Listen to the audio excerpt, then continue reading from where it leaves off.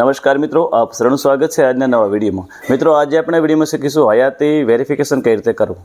જે વ્યક્તિ વિધવા સહાય યોજનાનો લાભ મેળવે છે, વૃદ્ધાવસ્થા પેન્શન યોજનાનો લાભ મેળવે છે કે નિરાધાર સહાય યોજનાનો લાભ મેળવે છે, આ તમામ વ્યક્તિઓએ હયાતી વેરિફિકેશન કરવું ફરજિયાત છે, અન્યથા આ યોજનાનો લાભ મળતો બંધ થઈ જશે। તો મિત્રો, આ પ્રક્રિયા કરવા માટે તમારે શું કરવાનું છે?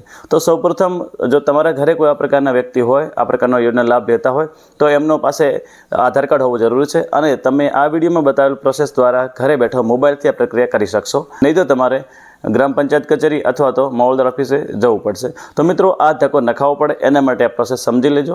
આ વિડીયોને શેર કરી તમે બીજાને પણ મદદરૂપ થઈ શકો છો। સાથે સાથે તમારી આજુબાજુ આ પ્રકારના કોઈ વ્યક્તિ હોય તો એને પણ મદદરૂપ થઈ શકો છો। એના માટે માત્ર એ વ્યક્તિનું આધાર કાર્ડ હોવું જરૂરી છે। મોબાઈલ નંબર રજીસ્ટર નહીં હોય તો પણ આ પ્રોસેસ થશે। હવે આ પ્રક્રિયા કઈ રીતે કરવાની છે સ્ટેપ બાય સ્ટેપ આ વિડીયોમાં સમજીશું। વિડીયો ગમે તો લાઈક કરી દેજો, બીજા મિત્રો સાથે શેર કરજો અને આવા જ ઉપયોગી વિડીયો માટે અમારા ચેનલને સબસ્ક્રાઈબ કરી લેજો। આ વિડીયો જો તમે ઇન્સ્ટાગ્રામ પર ફેસબુક પર જોતા હો તો અમને ફોલો કરવાનું ભૂલશો નહીં। તો ચાલો શરૂ કરીએ આજનો નવો વિડીયો। મિત્રો, સૌપ્રથમ પ્લે સ્ટોર એપ્લિકેશન ઓપન કરવાની છે, ત્યારબાદ બેનિફિશરી સત્યાપન એપ સર્ચ કરવાનું છે। બેનિફિશરી સત્યાપન એપ સર્ચ કરી અને જે એપ છે તમારે ઇન્સ્ટોલ કરવાની છે।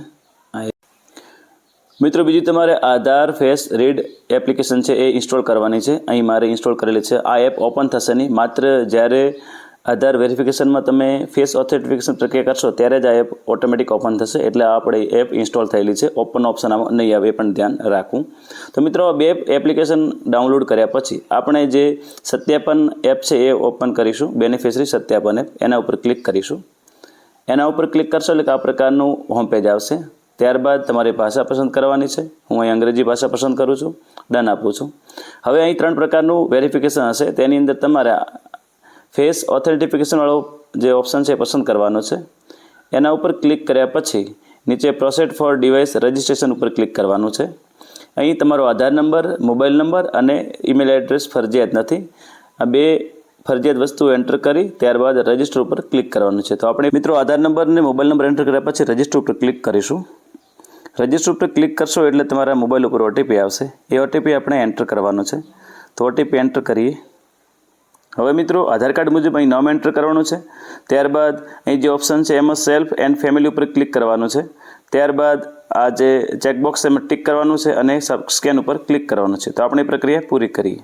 ઉપર ક્લિક કરતાની સાથે જ જે આધાર ફેસ રીડર આપણે જે એપ્લિકેશન ડાઉનલોડ કરીએ તે ચાલુ થઈ જશે અને આપણો જે ફેસ છે એની અંદર સ્કેન થશે। તો હવે તમે જોઈ શકો છો કે આધાર ફેસ શરૂ થઈ ગઈ છે। આપણે આ જે ગ્રીન બટન થાય ત્યાં સુધી આપણો ફેસ સેટ કરવાનો છે અને આંખોને બ્લિંક કરવાની છે। મિત્રો, આંખોને બ્લિંક કરતાની સાથે જ ફેસ ઓથેન્ટિફિકેશનની પ્રક્રિયા શરૂ થઈ જશે।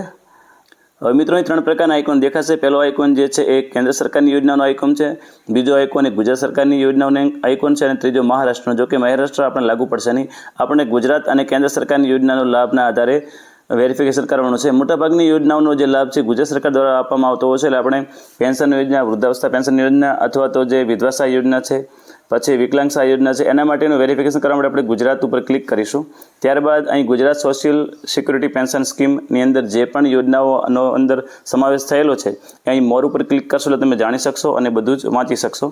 તો અહીં તો આપણે પહેલો જે ઉપર છે એના ઉપર ક્લિક કરીશું। અહીંયા 2 પ્રકારના ઓપ્શન આવશે, જેમાં પહેલો ઓપ્શન છે બેનિફિશરી વેરિફિકેશન, એના ઉપર આપણે ક્લિક કરવાનું છે અને આપણે જે લાભાર્થી છે એનું વેરિફિકેશન કરવાનું છે। તો એના ઉપર આપણે ક્લિક કરશો એટલે લાભાર્થીનો આધાર નંબર એન્ટર કરવાનો છે, મોબાઈલ નંબર એન્ટર કરવાનો છે અને ઈમેલ એડ્રેસ એન્ટર કરવાનો છે। ઈમેલ એડ્રેસ ફરજિયાત નથી, મોબાઈલ નંબર રજિસ્ટર ન હોય તો પણ ચાલશે। ત્યારબાદ ચેક બોક્સ ઉપર ટિક કરવાનું છે અને સબમિટ ઉપર ક્લિક કરવાનું છે। સબમિટ ઉપર ક્લિક કરશો એટલે આ પ્રકારની પ્રક્રિયા થશે અને તમારા મોબાઈલ નંબર ઉપર ઓટીપી આવશે। ઓટીપી એન્ટર કરી અને સબમિટ ઉપર ક્લિક કરવાનું છે। આ ઓટીપી જે તમે નંબર એન્ટર કર્યો છે એના ઉપર આવશે।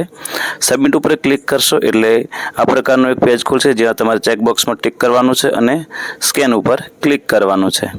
હવે મિત્રો, સ્કેન ઉપર ક્લિક કરશો એટલે ફરીથી ફેસ રીડિંગ એપ્લિકેશન ઓપન થશે, જેમાં તમે ફ્રન્ટ કેમેરાથી પણ સ્કેન કરી શકો છો અને જે નિશાની છે એના ઉપર ક્લિક કરી અને જે બેક કેમેરો કે પાછળનો કેમેરો છે એના ઉપર ક્લિક કરીને પણ સ્કેન કરી શકો છો। તો એ પ્રક્રિયા ઉપર કરશો એટલે આ રીતે ગ્રીન થાય એટલે આંખો પટપટાવી અને વેરીફાઈ કરવાનું છે। તો આ રીતે ઓથેન્ટિફિકેશન થઈ ગયું છે। અહીં જે નીચે સ્કીમ હશે, જે યોજનાનો માટે ઉપયોગમાં લેવાશે એ પણ લખેલું હશે। તો આ રીતે તમે ફેસ વેરિફિકેશન દ્વારા ઘરે બેઠા હયાતીનું ખરાઈ કરી શકો છો।